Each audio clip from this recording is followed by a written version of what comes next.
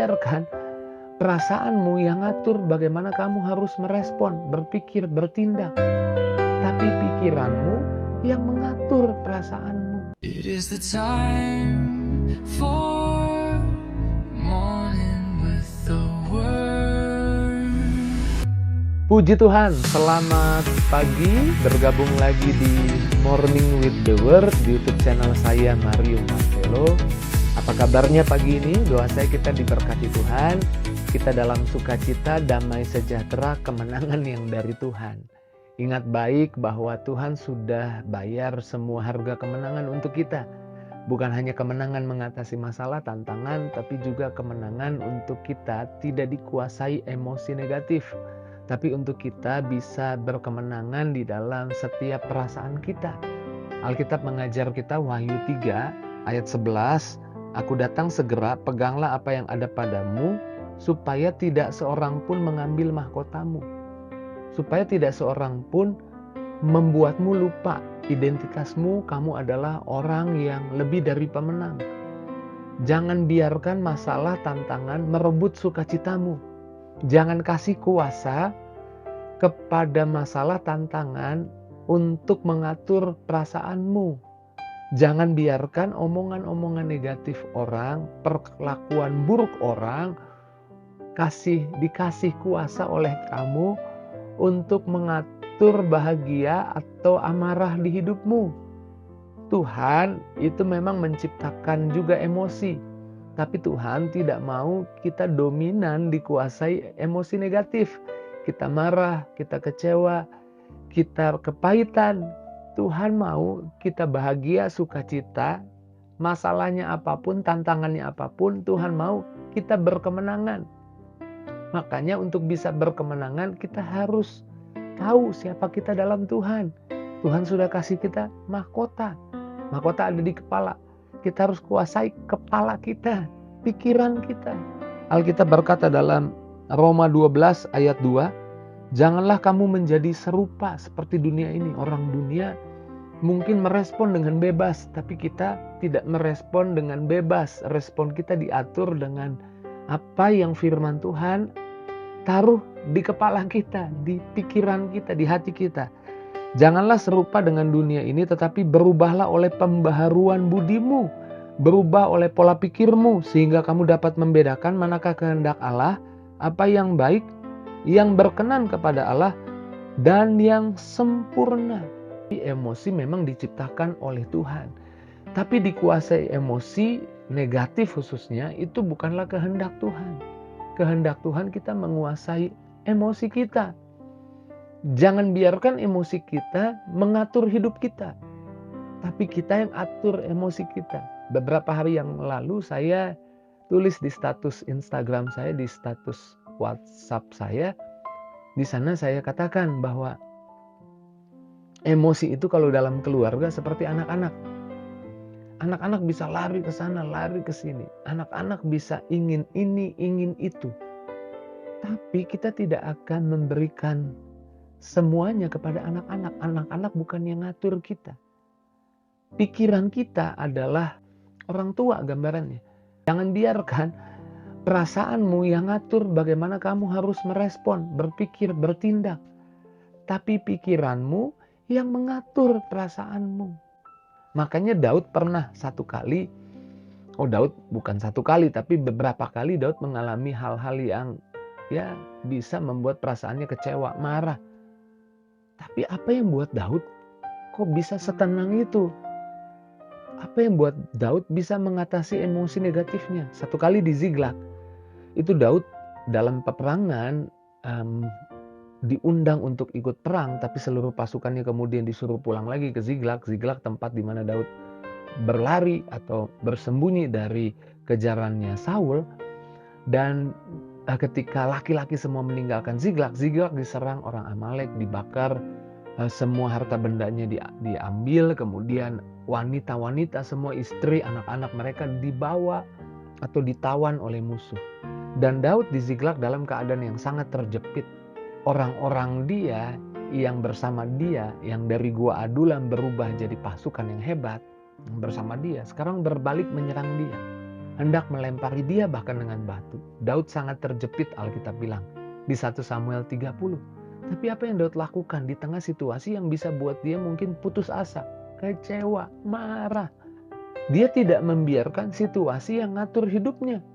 Kalau kita baca di 1 Samuel 30 ayat 6, King James Version bilangnya begini, "But David encouraged himself in the Lord." Tetapi Daud menguatkan hatinya, menyemangati hatinya di dalam Tuhan.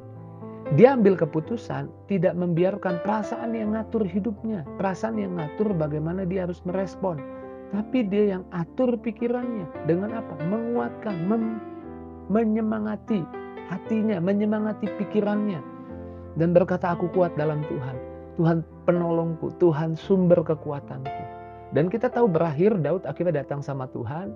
Daud ajak pasukannya menyerang dan apa yang hilang dikembalikan semua. Apa yang hilang didapatkan kembali. Mulai dari hal kecil sampai hal besar semua didapatkan kembali. Nggak ada yang terhilang. Semuanya didapatkan kembali. Responnya membuat dia berkemenangan. Dia tidak membiarkan mahkotanya diambil oleh keadaan. Perasaannya dikuasai oleh keadaan. Tapi dia ngatur keadaan itu melalui pikirannya. Dia yang ambil keputusan bagaimana dia harus merasa. Dia kuatkan hatinya. Kalau hari ini kau dalam masalah, tantangan, tekanan, kuatkan hatimu. Mulai katakan, "Tuhan pembelaku. Tuhan pasti buka jalan buat aku. Oh, orang ini kok ngeselin ya, tapi saya percaya hari ini Tuhan akan buat saya bersuka cita. Tuhan akan kirim orang-orang baik yang akan mengganti setiap apa yang membuat saya kesel dari orang itu, diganti orang lain yang datang sama saya. Tuhan kirim untuk buat saya sukacita. Tuhan buat situasi untuk buat saya sukacita." Karena itu firman-Nya, apa yang merugikan kita Tuhan bisa ganti 2 kali lipat. Jadi kita memperkatakan iman, makanya harus baharui budimu.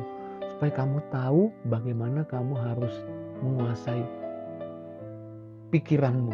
Menguasai pikiranmu sama dengan menguasai perasaanmu. Jangan biarkan perasaanmu yang ngatur hidupmu, tapi biarkan pikiranmu memperkatakan firman, tahu apa kata Tuhan tentang hidupmu, dan itu yang membuat perasaanmu di tengah situasi yang gak enak, situasi yang tidak menyenangkan.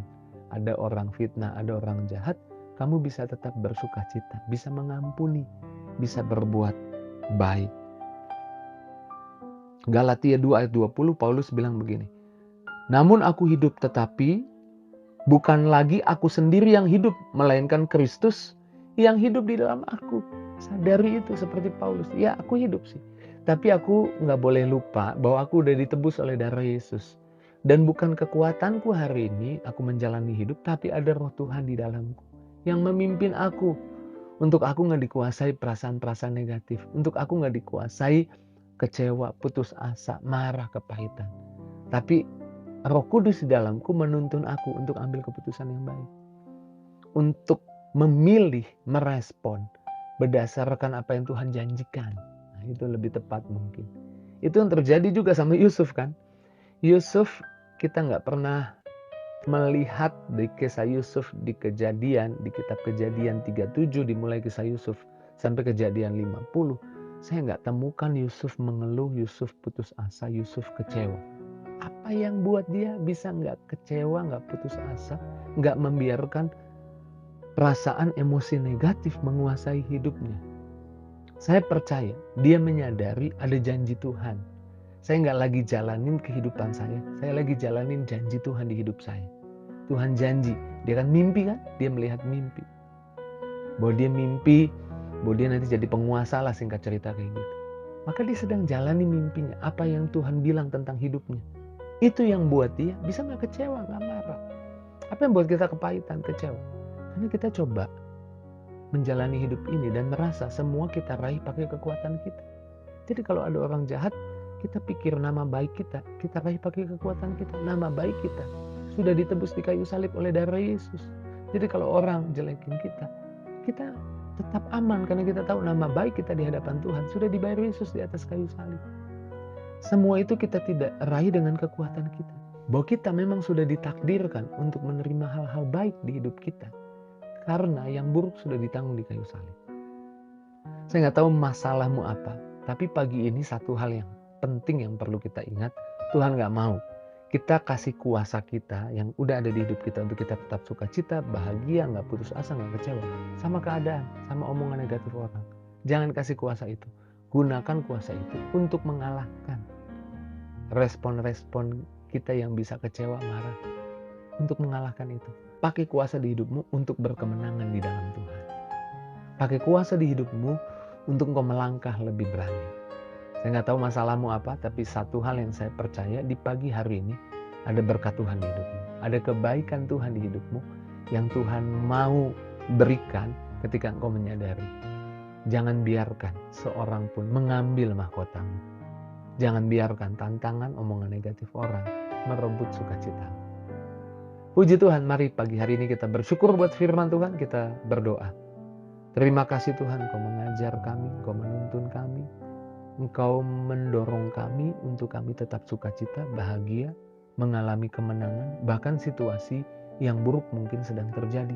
Di tengah situasi yang tidak enak sedang terjadi, tapi kami tidak akan membiarkan situasi buruk, masalah, tantangan, omongan negatif orang menerima kuasa dari kami untuk mengatur perasaan kami. Hari ini kami mau berpikir untuk apa yang Tuhan janjikan, kami berkuasa atas perasaan kami. Terpujilah namamu Tuhan, berkati anak-anakmu yang sakit sembuhkan, yang lemah kuatkan, yang susah hibur. Kemana umatmu pergi hari ini ada dalam berkat Tuhan. Di dalam nama Yesus kami bersyukur, kami doa haleluya. Sama-sama kita katakan amin. Puji Tuhan. Saya tidak akan membiarkan sukacita saya direbut. Jika itu yang jadi responmu, tulis di kolom komentar. Jangan lupa tinggalkan jejakmu di kolom komentar. Saya suka baca apa yang jadi respon saudara di kolom komentar. Bagikan juga link Morning with the Word di pagi ini kepada teman, sahabat, keluargamu, di media sosialmu, status WhatsAppmu. Biar lewat apa yang kamu bagikan, banyak orang ikut juga diberkati. Terus maju dalam Tuhan, Tuhan berkati kita. See you.